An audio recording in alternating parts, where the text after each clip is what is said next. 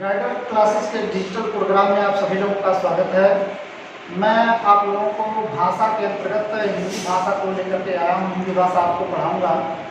तो सबसे पहले आइए हम चर्चा करते हैं कि भाषा क्या है, भाषा की क्या आवश्यकता है, क्या उद्देश्य है, क्या महत्व है। इसका हम संक्षिप्त परिचय दे रहे हैं, उसके बाद से हम हिंदी भाषा पर चलते हैं। तो यहाँ सबसे पहले देखा जाए तो भाषा संस्कृत के भाषा से निकला है, जिसका अर्थ होता है बोलना। क्या भाषा संस्कृत के भाषा से निकला है, जिसका अर्थ होता है बोलना। अर्थात हम भाषा को डिफाइन करें तो भाषा ऐसे भी डिफाइन हो सकता है कि भाषा वह विधा या वह माध्यम है जिसके द्वारा हम अपनी बात को किसी से कह पाते हैं और दूसरे के बात को समझ पाते हैं। यह सिर्फ और सिर्फ भाषा के माध्यम से ही संभव है। यदि हम भाषा को एक लाइन में डिफाइन करना चाहें, यदि हम भाषा को एक लाइन में परिभाषित करना चाहें तो उसका परिभाषा यह बनेगा कि विचारों का आदान प्रदान ही भाषा कहलाता है। अर्थात हम जब अपनी बात को किसी से कहते हैं और दूसरा भी अपनी बात को हमसे कहता है, यहाँ हमारा और उसका विचार आपस में आदान प्रदान हुआ, इसी को हम क्या कहते हैं, भाषा। उसके बाद से भाषा के अगले क्रम में सबसे पहले आपका क्वेश्चन पूछा जाता है कि भाषा कितने प्रकार के होते हैं। तो भाषा देखा जाए तो मुख्यतः 3 प्रकार के होते हैं। इसमें पहला देखा जाए तो आपका मौखिक भाषा होता है, और दूसरा देखा जाए तो लिखित भाषा होता है, तीसरा देखा जाए तो आपका सांकेतिक भाषा है। यदि मैं एक शब्दों में डिफाइन करूं मौखिक भाषा होता क्या है, तो वह भाषा जिसे मुख से बोलकर प्रस्तुत किया जाए उसे हम मौखिक भाषा कहते हैं। और लिखित भाषा किसे कहते हैं, वह अभिव्यक्ति या वह तथ्य या वह तत्व जिसको हम लिख करके व्यक्त करते हैं उसे हम लिखित भाषा कहते हैं। तथा तीसरा देखा जाए तो सांकेतिक भाषा है। सांकेतिक भाषा क्या होता है कि जब हम अपनी बात को, किसी तथ्य को संकेतों, चिन्हों और प्रतीकों के माध्यम से व्यक्त करते हैं तो उसे हम सांकेतिक भाषा कहते हैं। उसके बाद से जो आपके एग्जाम में जो क्वेश्चन शुरू हो रहा है वह ये हो रहा है कि भारत में 4 भाषा परिवार हैं। कुल भारत में देखा जाए तो 4 भाषा परिवार हैं, जिसमें पहला है भारोपी, दूसरा देखा जाए तो द्रविड़, तीसरा देखा जाए तो कास्टिक और चौथा देखा जाए तो चीनी है। अगर हम इसका विस्तार देखें भाषाओं का तो भारोपी जो भाषा है उसका विस्तार 73% भाग पे है, जबकि द्रविड़ का देखा जाए तो 25% भाग पे है, जबकि कास्टिक का देखा जाए 1.3% भाग पर है, जबकि चीनी तिब्बती का विस्तार देखा जाए तो 0.7% भाग पर है। आपके एग्जाम में सबसे महत्वपूर्ण जो प्रश्न है यहीं से बनते हैं, उसकी हम चर्चा करेंगे। तो सबसे पहला जो आपसे क्वेश्चन पूछा जाता है कि भाषा की सार्थक इकाई क्या होता है, तो भाषा की जो सबसे सार्थक इकाई होती है वह वाक्य कहलाता है। जबकि यदि हम भाषा की लघु सार्थक इकाई अर्थात तो वाक्य से कोई अगर सार्थक छोटी इकाई होती है तो उसी को कहा गया भाषा की लघु जो सार्थक इकाई होती है उसे हम शब्द कहते हैं। तथा वाक्य से छोटी इकाई, यहाँ क्वेश्चन का प्रारूप बदल रहा है, थोड़ा सा यहाँ समझिएगा। यदि मैं कहूँ राम, श्याम और घनश्याम, यहाँ क्वेश्चन बन रहा है इस तरह में मैं पूछना चाह रहा हूँ। जैसे मान लीजिए राम बड़ा है, उससे छोटा श्याम है, उससे छोटा घनश्याम है, तो मैं मान लेता हूँ कि भाषा सबसे बड़ा है। तो भाषा जो सबसे बड़ा है तो भाषा से छोटी इकाई या भाषा की सार्थक इकाई वाक्य होती है, और वाक्य से छोटी इकाई क्या हो जाएगा, उपवाक्य। जैसे मान लीजिए राम मैं पूछूं राम से छोटा कौन है तो आपका उत्तर आएगा श्याम। अगर मैं पूछूं श्याम से छोटा कौन है तो आपका उत्तर आएगा घनश्याम। और मैं यदि यह क्वेश्चन पूछ दूं कि राम से सबसे छोटा कौन है तो आपका डायरेक्ट उत्तर आ जाएगा क्या, घनश्याम। इसी क्रम में अगर देखा जाए तो भाषा की सार्थक इकाई वाक्य होता है, और भाषा की लघु जो सार्थक इकाई होती है उसे हम शब्द कहते हैं। तथा देखा जाए तो वाक्य से छोटी इकाई आपका देखा जाए तो उपवाक्य होता है। उपवाक्य क्या होते हैं वाक्य का ऐसा भाग जो यहाँ दो वाक्य मिलकर के एक वाक्य का निर्माण करते हैं उसे हम वाक्य कहते हैं। जब भी दो उपवाक्य जुड़ेंगे तो एक वाक्य का निर्माण होगा। जैसे मैं यहाँ उदाहरण दूँ उपवाक्य को, जैसे मैं यहाँ डिफाइन कर सकता हूँ। अगर मैं लिखूँ जैसी करनी, जैसी करनी, यहाँ आपका पहला उपवाक्य बना जैसी करनी, और मैं यही लिख दूँ वैसी भरनी, ये दूसरा उपवाक्य। अब यहाँ आपका आकर के एक वाक्य बना। तो जहाँ दो वाक्य मिलते हैं वहाँ क्या होता है, एक वाक्य का निर्माण होता है। तो वाक्य से छोटी इकाई क्या होती है, उपवाक्य, और उपवाक्य से जो छोटी इकाई होती है उसे हम पदबंध कहते हैं। पदबंध भी समझने वाली बात है कि पदबंध किसे कहते हैं। तो आइए समझते हैं पदबंध किसे कहते हैं। तो ध्यान से समझिएगा, वाक्य का वह भाग जो वाक्य से निकाल दिया जाए तो भी वाक्य की क्रिया पर कोई प्रभाव ही न पड़े उसे हम पदबंध कहते हैं। जैसे मैं यहाँ लिखूं कि माँ आलू की सब्जी बना रही है, आलू की सब्जी बना रही है, यहाँ एक वाक्य है। सबसे पहले माँ तो कर्ता हो जाएगा और बनाना क्या हो जाएगा, आपका क्रिया हो जाएगा, और आलू की जो सब्जी है यही आपका पदबंध होता है। तो ध्यान दीजिएगा, मैं कहा हूँ पदबंध किसे कहते हैं। तो वाक्य का वह भाग जो वाक्य से निकाल दिया जाए तो भी उसके क्रिया पर कोई प्रभाव न पड़े उसी को हम क्या कहते हैं, पदबंध। तो माँ आलू की सब्जी बना रही है, जैसा कि मैं आपको बताया हूँ कि आलू की सब्जी पदबंध है। आलू की सब्जी जो शब्द है उसको निकाल दीजिए और देखिए क्या इस वाक्य की क्रिया पर कोई प्रभाव पड़ रहा है, कोई प्रभाव नहीं पड़ेगा। निकाल के देखिए, माँ बना रही है अर्थात कार्य हो रहा है, अर्थात वाक्य की क्रिया पर कोई प्रभाव न पड़ा, उसी को हम क्या कहते हैं, पदबंध। वाक्य का ऐसा भाग जो वाक्य से निकाल दिया जाए तो भी उसकी क्रिया पर कोई प्रभाव न पड़े उसे हम क्या कहते हैं, पदबंध कहते हैं। उसके बाद आगे बढ़े तो अगला आपके एग्जाम में जो क्वेश्चन बनता है वह ये बनता है कि पदबंध से छोटी इकाई क्या होती है। तो पदबंध से छोटी इकाई क्या होता है, शब्द होता है। जैसे मैं बात करूं आलू भी एक शब्द है और सब्जी भी एक शब्द है, जब दो शब्द मिले तो क्या बना, पदबंध बना था। उसी तरह से पदबंध से जो छोटी इकाई होती है उसे हम क्या कहते हैं, पद या शब्द। उसके बाद आगे बढ़े तो पद या शब्द से छोटी जो इकाई होती है उसी को हम वर्ण या ध्वनि कहते हैं। यदि हम वर्ण या ध्वनि को डिफाइन करें तो ऐसे कह सकते हैं, वर्ण या ध्वनि वह लघुत्तम इकाई है जिसका स्वरूप अखंड है, अर्थात इसको खंडित हम नहीं कर सकते, उसी को हम क्या कहते हैं, वर्ण या ध्वनि कहते हैं। उसके बाद से देखा जाए तो यही वर्ण और ध्वनि ये खंडित नहीं हो सकता, अर्थात देखा जाए तो अब इसके बाद भाषा में कोई खंड ही नहीं हो सकता। तो सबसे जो आपके महत्वपूर्ण जो क्वेश्चन है आपके एग्जाम में यही बनता है कि भाषा की सबसे छोटी या भाषा की लघुत्तम इकाई कौन सी होती है। तो भाषा की सबसे छोटी या सबसे लघुत्तम इकाई वर्ण या ध्वनि।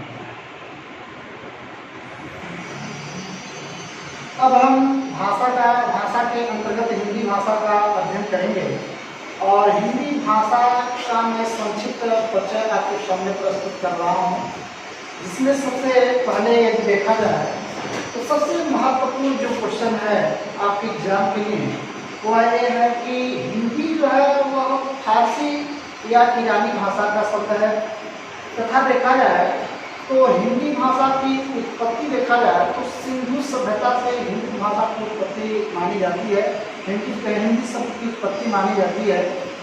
जबकि हिंदी शब्द का सर्वप्रथम प्रयोग यहाँ देखा जाए तो हिंदी भाषा के लिए हिंदी शब्द का सर्वप्रथम प्रयोग सरफुद्दीन यज़दी द्वारा किया गया था।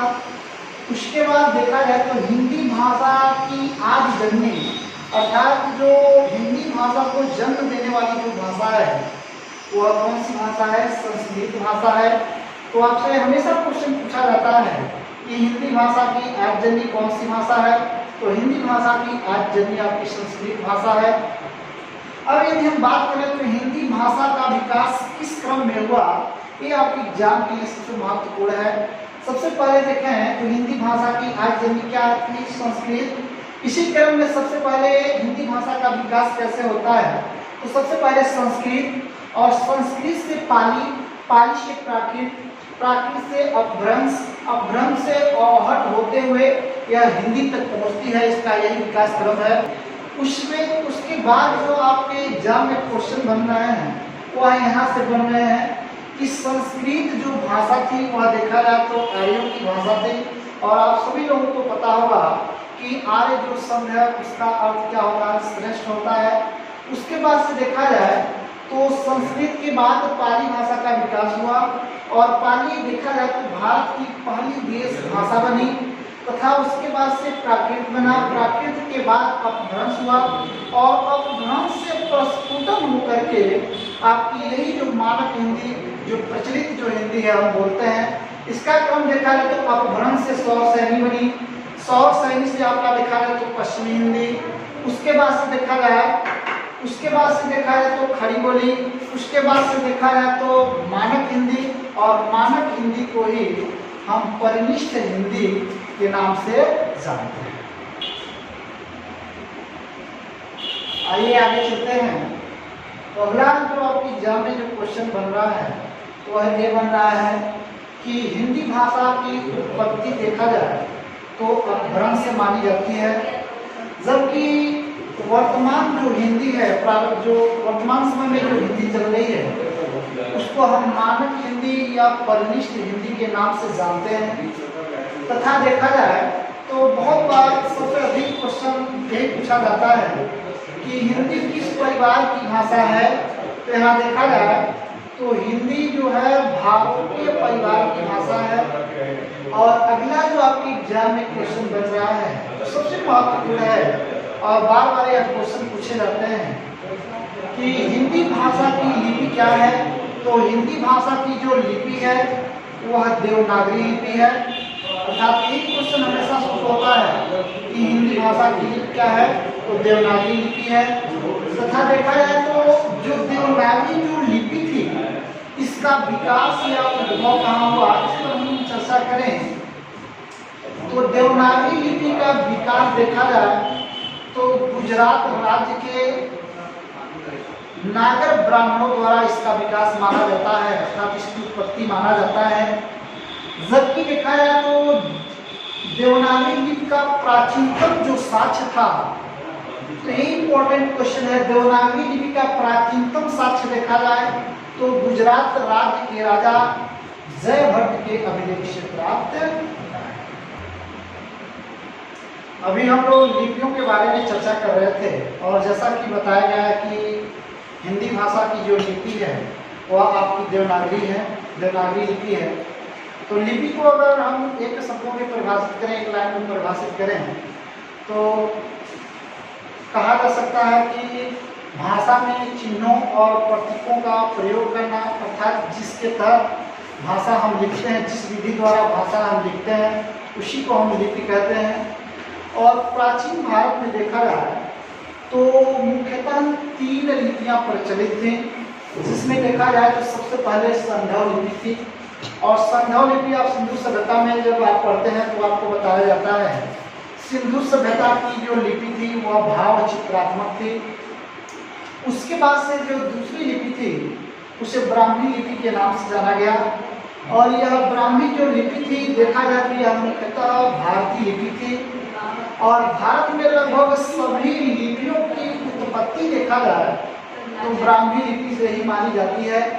और ब्राह्मी लिपि को सर्वप्रथम देखा जाए तो 1837 ईस्वी में जेम्स प्रिंसेप के द्वारा पढ़ा गया था। आगे बढ़े तो जो तीसरी जो लिपि थी वह आपकी खरोष्ठी लिपि थी। और खरोष्ठी लिपि का विकास देखा जाए और इसका विस्तार क्षेत्र देखा जाए तो यह पाकिस्तान में यह विस्तृत है। उसके बाद से हम हिंदी भाषा की चर्चा करें या भाषा का उल्लेख की चर्चा करें तो आपका देखा जाए तो भाषा का उल्लेख भारतीय संविधान के भाग 17 और अनुसूची 8 तथा देखा जाए तो संविधान के अनुच्छेद 343 से 351 पद तक देखा जाए तो भाषा का उल्लेख किया गया है। हम लोग चर्चा कर रहे थे कि हिंदी भाषा का उल्लेख देखा जाए तो भारत के संविधान के भाग 17 अनुसूची 8 और अनुच्छेद देखा जाए तो 343 से 351 तक इसका उल्लेख किया गया, भाषा का उल्लेख किया गया है। तो आइए हम चर्चा करते हैं कि किस अनुच्छेद में क्या कहा गया है। यहाँ से एक क्वेश्चन हमेशा होता है आपके एग्जाम में। तो सबसे पहले देखा जाए तो अनुच्छेद 343 में यह कहा गया है और यह बताया गया है कि हिंदी जो संघ की राजभाषा है हिंदी है तथा जो लिपि है वह क्या है, देवनागरी है। आइए एक बार स्पष्ट करते हैं। अनुच्छेद 343 में कहा गया है कि संघ की राजभाषा हिंदी तथा लिपि देखा जाए तो देवनागरी है, अर्थात अभी तक भारत का कोई राष्ट्रभाषा नहीं है। एक बात मैं बता दूं, राष्ट्रभाषा का कॉन्सेप्ट या राष्ट्रभाषा का अर्थ वह होता है कि वह भाषा जो पूरे देश में बोली जाती हो उसे हम राष्ट्रभाषा कहते हैं। अभी तक भारत में कोई ऐसी भाषा नहीं बनी कि जो पूरे भारत में बोली जाए, इसलिए अभी तक भारत का कोई राष्ट्रभाषा नहीं है। भारत का जो हिंदी जो भाषा है उसे राजभाषा का दर्जा दिया गया है। भारत के भिन्न भिन्न क्षेत्रों में भिन्न भिन्न बोलियां और भाषाओं का प्रावधान है, इसलिए भारत का अभी तक कोई राष्ट्रभाषा नहीं है। आगे बढ़ते हैं तो देखा जाए तो अनुच्छेद 351 वेरी वेरी इंपॉर्टेंट, आपके टेट, सीटेट और सुपर टेट में बार बार यह क्वेश्चन पूछा जाता है कि देखा जाए तो प्राथमिक शिक्षा मातृभाषा में दिया जाना चाहिए तथा देखा जाए तो हिंदी भाषा के प्रचार प्रसार का प्रावधान भारत के किस संविधान के अनुच्छेद में है।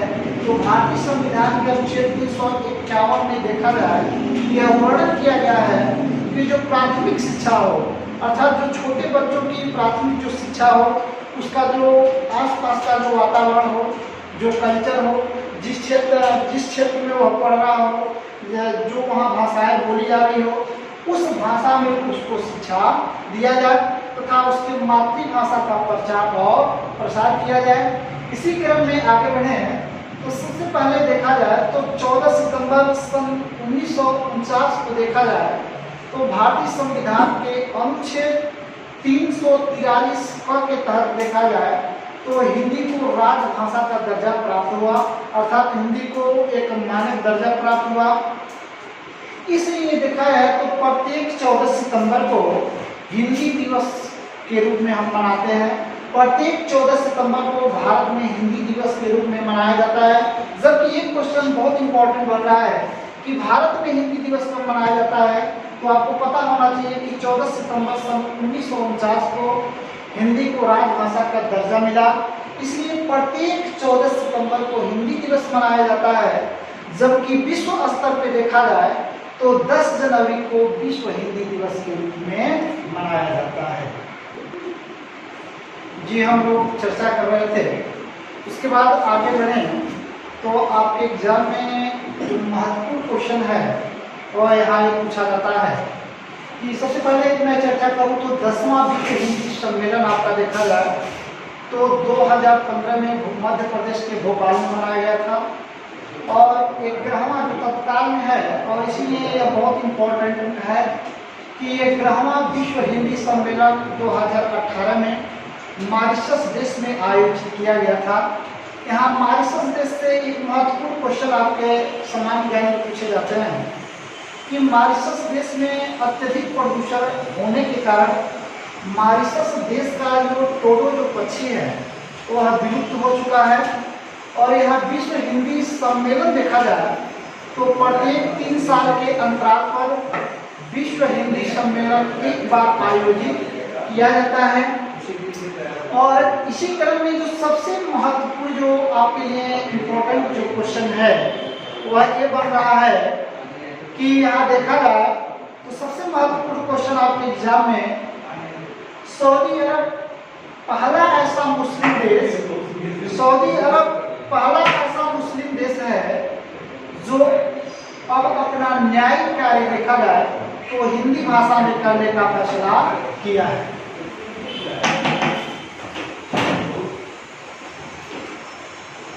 क्या हो गया, देखिए गड़बड़ नहीं हुआ है। आप लोगों के एग्जाम की दृष्टि से दो महत्वपूर्ण क्वेश्चन और शेष रह गए हैं इसके परिचय में। तो जो पहला क्वेश्चन आपके एग्जाम में सबसे अधिक बार पूछा जाता है वह एक पूछा जाता है, विश्व में सर्वाधिक बोली जाने वाली जो भाषा है वह कौन सी है। उसको मैं 4 स्थानों तक डिफाइन किया हूँ। विश्व में सबसे अधिक जो भाषा का प्रयोग होता है वह चीनी या मादरी भाषा का प्रयोग होता है, और यह देखा जाए तो विश्व में सबसे अधिक बोली जाती है। और दूसरे नंबर पर जो विश्व में सबसे अधिक भाषा बोली जाती है वह अंग्रेजी बोली जाती है, और तीसरे स्थान पर देखा जाए तो स्पेनिश भाषा का प्रयोग किया जाता है, जबकि चौथे स्थान पर देखा जाए तो आपका हिंदी भाषा का प्रयोग होता है। और विश्व में सबसे कम देखा जाए तो हिंदी भाषा का ही प्रयोग किया जाता है। ये तो आपका विश्व स्तर पे रहा, लेकिन भारतीय स्तर पर भारत देश में सबसे अधिक कौन सी भाषा बोली जाती है ये बहुत इंपॉर्टेंट है। तो भारत में सबसे अधिक देखा जाए तो हिंदी भाषा का प्रयोग किया जाता है, और दूसरे नंबर पर बांग्ला भाषा का प्रयोग होता है, तथा तीसरे नंबर पर देखा जाए तो तेलुगु भाषा का प्रयोग होता है। बहुत बार क्वेश्चन ये भी पूछ लिया जाता है कि भारत में दूसरे नंबर पर कौन सी भाषा सबसे अधिक बोली जाती है।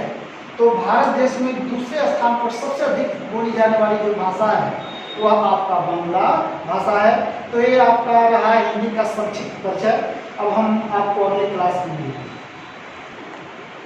अगले क्लास में हम लोग हिंदी व्याकरण की चर्चा करेंगे, और हिंदी व्याकरण में जो हमारा जो पाठ्यक्रम होगा, जो सबसे महत्वपूर्ण जो टॉपिक होंगे उसको हम लोग बारी बारी टॉपिक वाइज हम लोग चर्चा करेंगे।